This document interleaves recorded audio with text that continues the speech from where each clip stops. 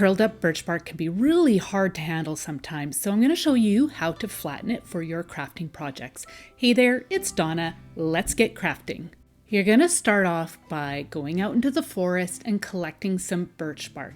I always collect my birch bark off of the forest floor, and you can see it is really curled up. You can see that it's in a full tube here, and that isn't always easy to work with. So I like to just peel off my pieces, again, off of bark that's been on the forest floor, and then I'll take it home. I have a full video for you down in the description box below. Here I have this nice, beautiful piece, but it's quite dirty. So I'm going to remove some of the debris that's on the underside, but this is nicely saturated with some moisture. So you don't have to soak this, but one thing you are going to have to do is mist it with some bleach water. That will kill any mold spores. I'm cutting this down to size because I wanted it for a specific project, and the one big piece was just too much. So now I've got a nice flat board. I'm going to sandwich these two pieces in between these boards. I've got a heavier board that's going on the top, and then I'm going to weigh it down even more with some books, and then you're just going to let it dry for up to a week. Next option is to you're going to want to take your pieces and separate them into two separate containers. But first, you can see I'm cleaning off all the debris. Now, this is birch bark that is dry. I've got an assortment of some thick pieces, some thin pieces, large pieces, as well as some small pieces. Now, I have never done it this way, so I'm experimenting to see what works best. Some of the pieces have some really curly parts. I actually cut those off because I like to use them in some of my craft projects. But again, we are experimenting today. And in the gray bin, I've got some nice, thick, larger pieces. And in the white bin, I've got some smaller yet thinner pieces.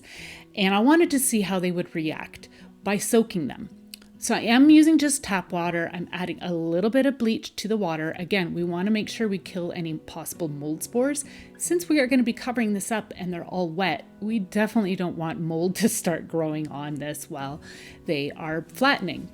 So I am using quite hot water. You can see I've got some gloves on, and I'm saturating these pieces.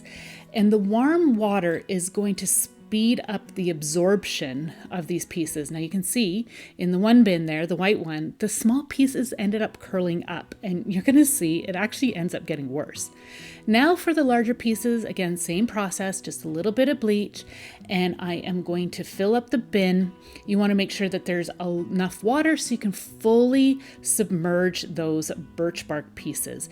You can see that the larger pieces are actually flattening out. They are quite a bit thicker than those other pieces. I'm weighing them down to make sure that they all stay submerged, and I do that for both of them. And then for the white bin, I allow it to sit for about an hour, and this gray bin, I am allowing it to sit longer. And I'm just checking on my pieces. You can see this one here. Look how much it curled up. And you're going to see that it actually ends up becoming a real problem for me later on. And so now I'm just going to check on it. I'm checking to see how pliable it is, and I'm able to unroll it, and it's not cracking, it's not splitting, nothing like that. So I'm like, okay, I think this is good to go. So I'm just going to, again, just make sure all the other pieces are good and soaked, and then I am going to drain off the water. I do allow the thicker pieces to stay submerged in the water for at least an hour longer. So I decided I'm going to try this out, lay towels down, and then put my pieces of bark down. Now, I'm going to tell you right now, I do not recommend you using a towel. Or if you do use a towel or a rag, make sure it's flat. This, I had folded it over, and you're going to see why here in a bit, but I definitely recommend doing something else because it ended up causing a problem. But you can also see here how I'm fighting these smaller pieces. I'm fighting them curling up on me all the time. So I ended up unrolling it, holding it down, putting a towel over top, again, unrolling it, holding it down, and then putting the other towel, the second towel, over top. and that helped to hold them into place. So if you're going to do this, maybe try some newspaper or just a thin rag, like an old sheet, or go ahead and use the towel, but just do it in a single layer. Don't double it up like I have done here. Another little tip too is, as I was placing the second towel over top, I was taking my knees and I was kneeling on the pieces. And then I'm going to put my heavy wood as well as some bags of rock on top as well. So here's my larger and thicker pieces. I let them soak for 2 to 3 hours. And you can see I'm not dealing with them curling up on me like I was with those thinner pieces. So there is definitely that to be said about the thicker pieces, but they do make it a little bit harder to craft with sometimes. And again, I'm using towels, but I do not recommend doubling them up, putting a board on top, and then I'm going to again weigh it down with some heavy stuff over top. And then I'm going to let them sit for at least 3 days. This is the 3rd day. And this is when I discovered the problem with the towel. So I'm going to show you with the thicker pieces first.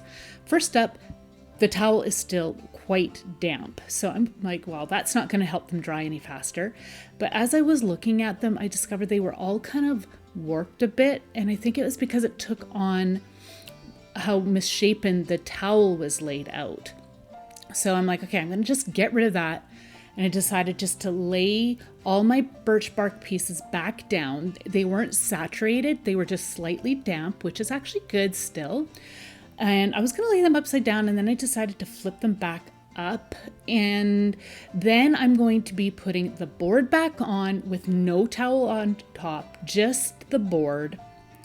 And putting even more heavy stuff on top. I really wanted these to be weighed down a lot. I ended up adding a bag of rocks here, and I'm going to let that sit for another day or 2 before I check on them. You know, here are the smaller pieces, and same thing, they're kind of warped. Like you can see how they're kind of wavy, and they have flattened a lot, surprisingly. You saw how curled up they were.